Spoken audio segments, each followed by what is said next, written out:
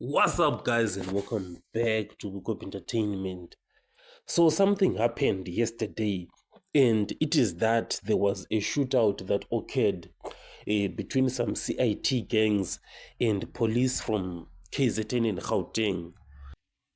So, this incident occurred near Crown Mines in Johannesburg, and after that shootout, several guns were recovered, and those CIT guys were fatally wounded. So that's the news that is being circulating yesterday.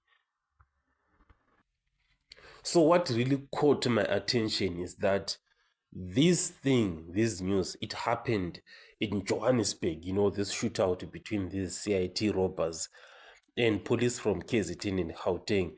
You can see one thing, and it is that General Mkhwanazi is working overtime, he is doing like his job, 24/7.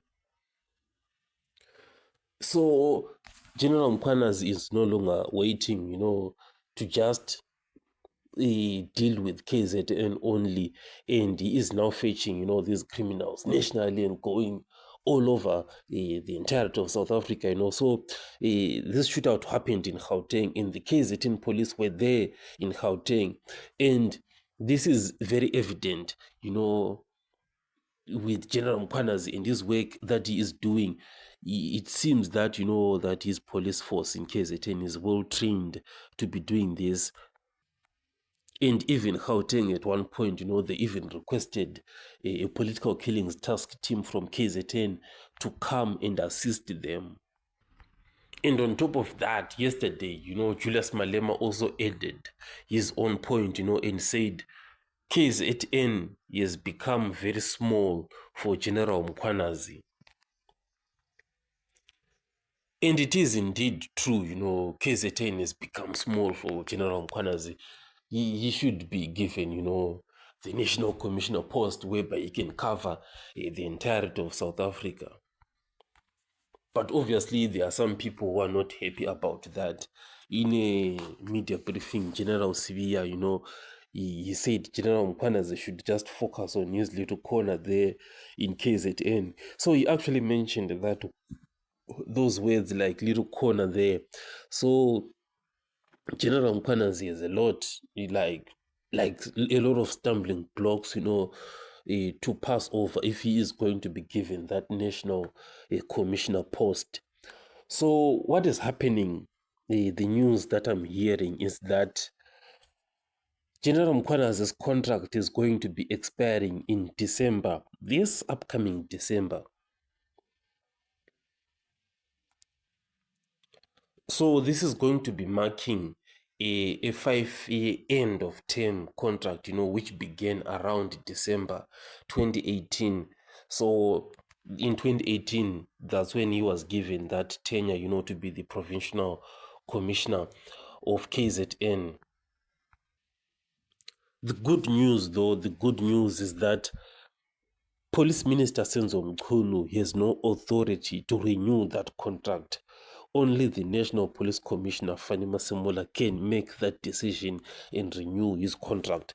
And as things stand, Fanny Masemola and General Mkhwanazi, they seem to be working fine together, and definitely his contract is most likely to be renewed beyond the end of December. So it's not just generally Julius Malema, who is advocating for the extension of General Mkhwanazi's contract.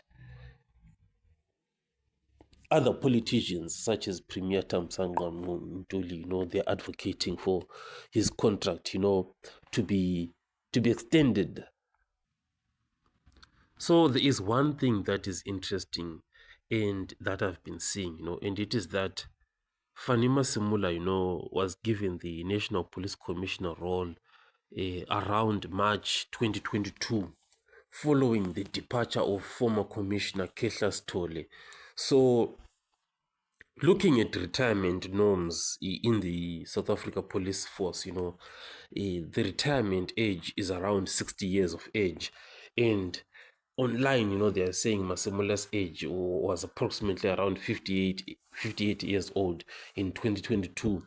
So this kind of suggests, that his retirement age is coming at around 2024, but right now we're in 2025, and though there is no indication, that he's going to be retiring anytime soon. So, having said that, looking at General Mkhwanazi's age, he is 52 years old. So, what that means is that there might be an opportunity for General Mkhwanazi to be made the National Police Commissioner here. The gap is definitely there. So, this obviously is all going to come down to Ramaphosa himself. Ramaphosa is the one who has the power to appoint a national commissioner to control and manage the police service. So also at the same time, I'm also seeing that the dismissal is also by the president. They can be removed, if they are deemed unfit or incompetent. So this actually happened, with former commissioners like Kehla Stole, for example. So Kehla Stole was removed due to a breakdown in trust, and his failure to cooperate with investigations, particularly relating to the 2017 procurement of a surveillance device, known as a grabber ahead of the ANC elective conference. So this is one of the things that actually raises concerns about independence of the commissioners, especially during sensitive investigations like Palapala or Marikana, for example. So that is that. And in other news, where MK party made a serious blunder in parliament, and they voted in support of the appropriation bill. So what happened was that, MK members were kind of not asleep as such, but they were not paying attention, and it was time to vote, and the ANC voted in favor of the bill.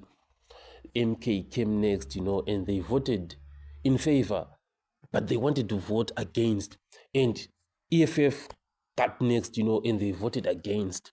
So this really surprised, even those were the chairing, the leading of the votes themselves, and they requested MK to vote again because they knew and realized that these guys didn't vote as they wanted to, and they still voted in favor. And there was even another voice, that I actually heard alongside Colin Makhubele actually supporting her. It was something really surprising, because I think they should have realized, why they are being requested to vote again, especially after EFF had voted against. Something should have rang a bell, in their heads that, oh, we've made a blunder here, but they didn't still even realize that. But anyway, blunders are there in life. We all make mistakes, there are always moments whereby you are just caught unaware. It happens in life. So this is it, guys, and I'll catch you guys on the next one.